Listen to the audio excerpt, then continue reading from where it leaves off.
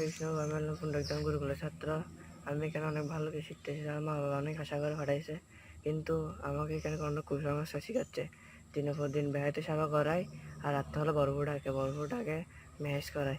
কি বলে আমাদেরকে ব্রহ্মবতী দেবী এরকম খারাপ কাজ করায়। দুটো করে ফেলে, আমাদেরকে জড়িয়ে ধরে জড়িয়ে ধরে তারপর ল্যাংটা করে লিঙ্গটা আমার ভিতর প্রবেশ করে। কি বলে ওনার বীর্যগুলো যদি আমার আমার ভিতরে ঢুকাই, তাহলে বলে আমার বলে ওনার মতো ক্ষমতাশীল হতে পারবো, লিঙ্গটা আমার মুখের ভিতরে ঢুকাই দিত। তারপর অনেক খারাপ কাজ করতো আমার জন্য। কিছু কিছু ভালো খারাপ লাগতো এগুলো। আমার ওনার লিঙ্গটা আমার মুখের ভিতরে ঢুকাই দিত। আমি কষ্ট পেতাম অনেক। আমার পিছন দিয়ে ঢুকাই দিত, কিন্তু আমার অনেক কষ্ট পেতাম। আমাকে এরকম ইয়াতে মুক্ত করুন, খারাপ কাজ থেকে মুক্ত করুন। হরে কৃষ্ণ। হরে কৃষ্ণ, তুমি কেমন আছো? আমি ভালো আছি। তোমার নাম কি? অর্পন্দর। অর্পন্দর। আচ্ছা, তুমি সাম্প্রতিক আমাদের একজন ইসকন চট্টগ্রামের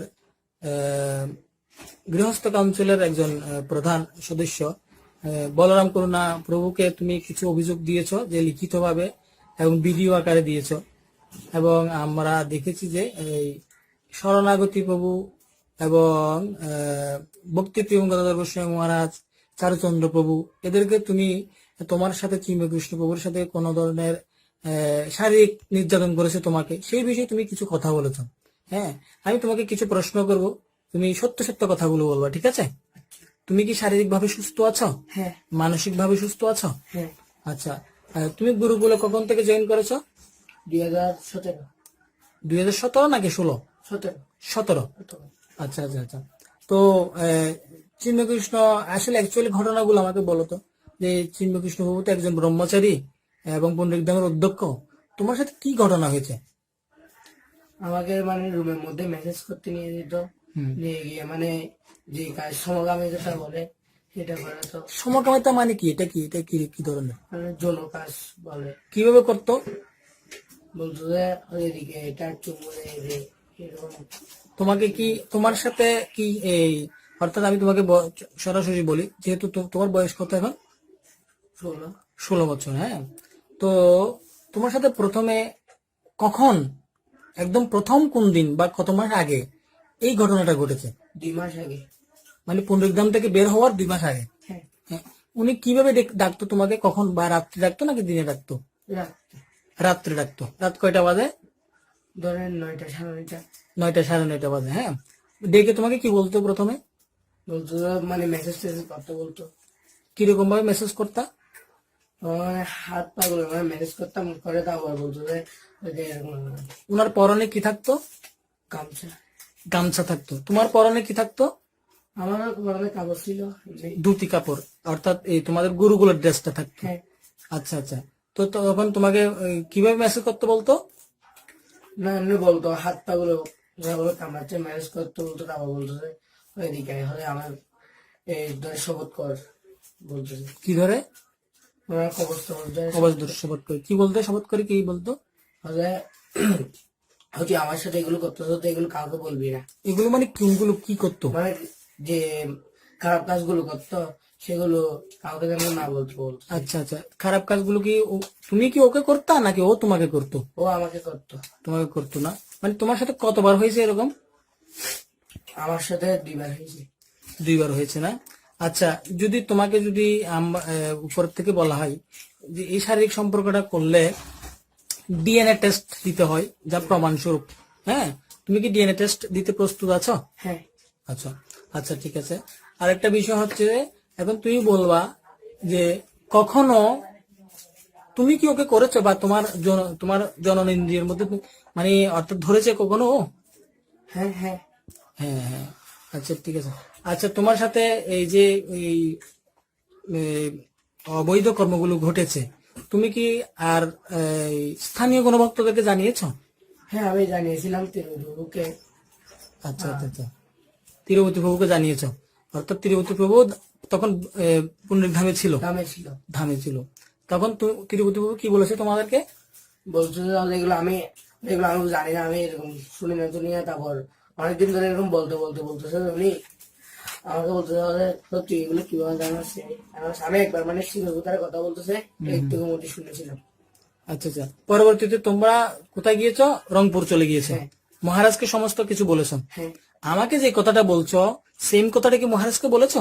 হ্যাঁ তা ওনারা কি কোনো ধরনের চিন্ময়কৃষ্ণ প্রভুর বিরুদ্ধে স্টেপ নিবে এরকম আশ্বাস দিয়েছে তোমাকে? না, এরকম বলেনি, বলতে এগুলো খারাপ কথাগুলো বাদ দাও এরকম করে বলছিল মহারাজ। আচ্ছা আচ্ছা আচ্ছা, অর্থাৎ তোমাকে তো কোনো ধরনের আশ্বাস দেয়নি। আচ্ছা, সাম্প্রতিক চারুচন্দ্র প্রভু তোমার থেকে স্টেটমেন্ট নিয়েছে, তুমি কি ওনাকে সবকিছু বলেছো? হ্যাঁ বলেছি। উনি কি আশ্বাস দিয়েছে তোমাদেরকে? উনি কিছু বলেনি তেমন, উনি বলতেছে পরে দেখা যাবে, এরপর আরো অনেকজনকে ডেকেছে, ডেকে এরপর আচ্ছা আচ্ছা আচ্ছা, ঠিক আছে। এখন তোমার সাথে যে চিন্ময়কৃষ্ণ প্রভু শারীরিক সম্পর্ক এবং তোমাকে অনেক নির্যাতন করেছে, বলাৎকার যাকে বলা হয়, যেটাকে সমকামিতা বলা হয়, হ্যাঁ, তো এগুলোর কি তুমি কি বিচার চাও? হ্যাঁ হুম, তোমার পড়ালেখার ক্ষতি হয়েছে এবং তুমি একটা মানসিক ভাবে হেজিটেশন বুক করছো, হ্যাঁ এগুলো তো আমাদের ইসকনের মধ্যে কোনো শিক্ষা নেই। ঠিক আছে, কোনোদিন কারো কাছ থেকে দেখেছো, কোনো বক্তব্য থেকে দেখেছো এগুলো? না এই নোংরামি গুলো? না। ঠিক আছে, তাহলে ঠিক আছে, আমরা এগুলো তোমার কথা মতো, যেহেতু তুমি আমাকে এই কথাগুলো বলছো, হ্যাঁ, আমি কি করবো এগুলো, আমি আমাদের নারগোপাল প্রভু আছেন, আমাদের গুরু মহারাজ আছেন এবং ঊর্ধ্বতন কর্মকর্তারা রয়েছেন, এগুলো আমি অ্যাপ্রুভ করব, ওনাদেরকে আমরা সাবমিট করব এবং ওনারা এগুলোর অ্যাকশন নেবে। ঠিক আছে, হ্যাঁ হরে কৃষ্ণ। হরে কৃষ্ণ। নিত্যবন্ধ গৌরদাস। আমি প্রায় অনেক দিন যাবৎ, প্রায় 8-9 বছর যাবৎ পুণ্ডরিক ধামে অবস্থানরত। এই যে ধামের মধ্যে এত সমস্যা চলছে, যে বিষয়গুলো আগে থেকে মানে চলে আসছে, বাট এগুলো নিয়ে মানে তদারকি করতাম না, বা এই বিষয়ে কিছু বললেও বা কাউরে বলার মতো সেরকম গিয়েছিল না। কিন্তু হঠাৎ আমি কিছুদিন যাবো আবার দেখতেছি কি অতিরিক্ত ছেলেদের উপর নির্যাতন হচ্ছে, বা মাঝে মাঝে এমনই দেখি ওখানে অনেক ধরনের মানে গন্ডগোলও চলছে ধামের মধ্যে। কিন্তু এরপর পরে আবার কিছুদিন যাবৎ আবার দেখলাম যে কি আমি রাত্রে ঘুমাতাম, তখন কি করতো, রাত 2টো বাজে, 1টা বাজে, 3টা বাজে আমার ডাকতে আসতো। এখন আমি ঘুমের ভান ধরে শুয়ে থাকতাম, মঙ্গলা আরতির সময় শুয়ে থাকতাম ঘুমের ভান ধরে, তখন কি করতো, বিরক্ত হয়ে দরজার মধ্যে ধুম ধুম ধুম করে বাড়ি দিত, আওয়াজ দিত, প্রচুর পরিমাণে আওয়াজ দিত। উঠতাম না আমি, তাহলে আসে ডেকে আমাকে নিয়ে যেত, নিয়ে গিয়ে বলতো কি মেসেজ করার জন্য বলতো, মেসেজ করতাম। এরকম করতে করতে অনেক দিন মেসেজ করতাম। হঠাৎ আরেকদিন আমাকে ডেকেছে, বাট আমি যাইনি বিদায় তখন থেকে সে আমার উপর খুব রেগে আছে। হ্যাঁ, চিন্ময় আমার খুব রেগে আছে, আমি কেন যাচ্ছি না। তারপরে আমি সিদরপুর রুমে ছিলাম, সিদরপুর রুমে যখন ছিলাম, উনি এখন আমাকে কিভাবে সিদরপুর আমাকে ডেকে রুমে রেখেছে, সেই কারণে ওনার খুব ক্রোধ যে আমাকে কিভাবে ওখান থেকে বের করবে, আমি কেন ওই রুমে থাকি। তারপরে হঠাৎ একদিন এই গেতে চলে গেল, কারণ কিভাবে বের করবে, কিছু না কিছু করতে হবে, না হলে তো বের করা যাবে না। তারপর হয়েছে কি, একদিন দামোদর প্রোগ্রাম, 19 সালে দামোদর প্রোগ্রাম হচ্ছে। এখন হঠাৎ উনি আমাকে এসে বলল, এই সিদরপুরের দামোদর প্রোগ্রামে চলে গিয়েছে, হঠাৎ উনি আমাকে এসে বলে কি, তো ভাগবতম নেই, একটা ভাগবতম নেই। তারপরে কি হয়েছে, ভাগবতম নিয়েছি। তারপরে বলেছে কি, ওনার গিয়েছিল কবচ ছিল, কবচ শোয়াইছে আমাকে, স্বর্ণের কবচ ছিল নৃসিংহদেবের। তারপর বলছে ভাগবতম শুয়ে বল আর আমার কবচ শুয়ে বল। আমি কবচ শুয়েছি। তারপর উনি বলা স্টার্ট করেছে আর কি, তোর যদি এখানে থাকতে চাস, হ্যাঁ, তোর আর কি সিদরের সঙ্গে এই ধরনের সমসাময়িকতা করতে হবে।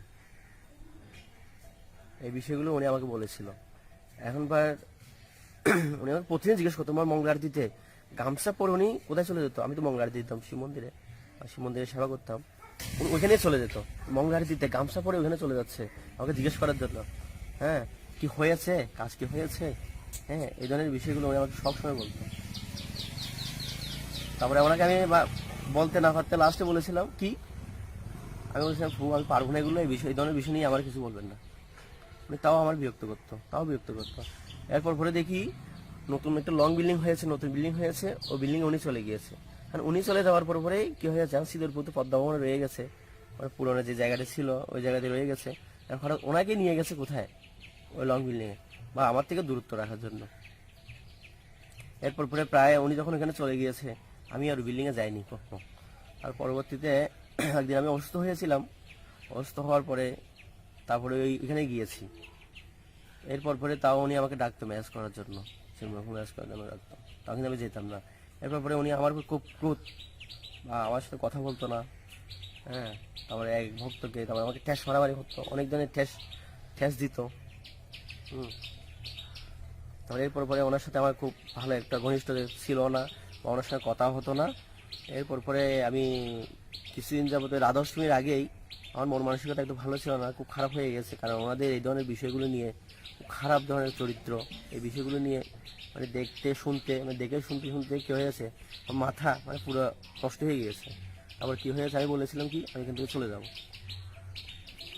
তারপরে আমি বলছি আমি রাধাষ্টমীর পরেই চলে যাব, এরকম বলে রাধাষ্টমী গেল। এরপর আমি ধামেছিলাম।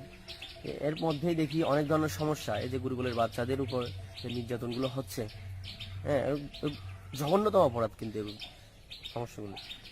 এই যে গুরুকুলের এতগুলো ছেলে বা নিউ নিউ ছেলে, অনেক ছোটো ছোটো ছেলে, এদের উপরে যে এত ধরনের নির্যাতনগুলো হচ্ছে, হ্যাঁ এগুলো ধামের কোনো একটা ভক্ত লক্ষ্য করলেও কিন্তু এরা কি করে না, হ্যাঁ এগুলোর উপর কোনো জোর দেয় না, ওরা চেয়ে থাকে। কারণ ধামের মধ্যে যে ভক্তগুলো আছে সেগুলো হচ্ছে পদের লালসায় সবাই ওরা মোহিত হয়ে গেছে, ওদেরকে পদ দিবে, হ্যাঁ একজনকে প্রেসিডেন্ট বানাবে, একে সেক্রেটারি বানাবে ধামের, হ্যাঁ সবাই এই বিষয়গুলোর প্রতি কি হয়ে গেছে, মোহিত হয়ে গেছে। এই কারণে এই ছোটো ছোটো বাচ্চাদের উপর এত নির্যাতন চলতেছে। হ্যাঁ ওরা কোনোই কিছুই বলে না। এই যে ছোটো ছোটো বাচ্চাদের উপর কি হয়েছে, আর বাচ্চাগুলো ধামে দিয়েছে কি জন্য, লেখাপড়া করার জন্য। আর পরিবারে ওরা মা বাবা সহ্য করতে পারতেছে না বিদায় ওদের দুষ্টমিগুলা, এ কারণে দিয়েছে কি গুরুকুলে ওরা ভালো করে শিক্ষা লাভ করবে।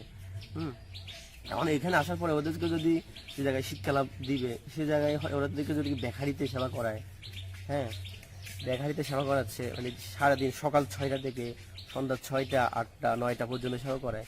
এরপরে ওরা রুমে যাচ্ছে, মানে ওদের কাছ থেকে আমি যেগুলো শুনেছি সেগুলো বলতেছি। ওরা রুমে যাচ্ছে, এরপর রুম থেকে গিয়ে কি হচ্ছে ডেকে নিয়ে আসতেছে, আবার কোথায় চিন্ময়পুর রুমে ডেকে নিয়ে এসে কি করায়, মেসেজ করায়।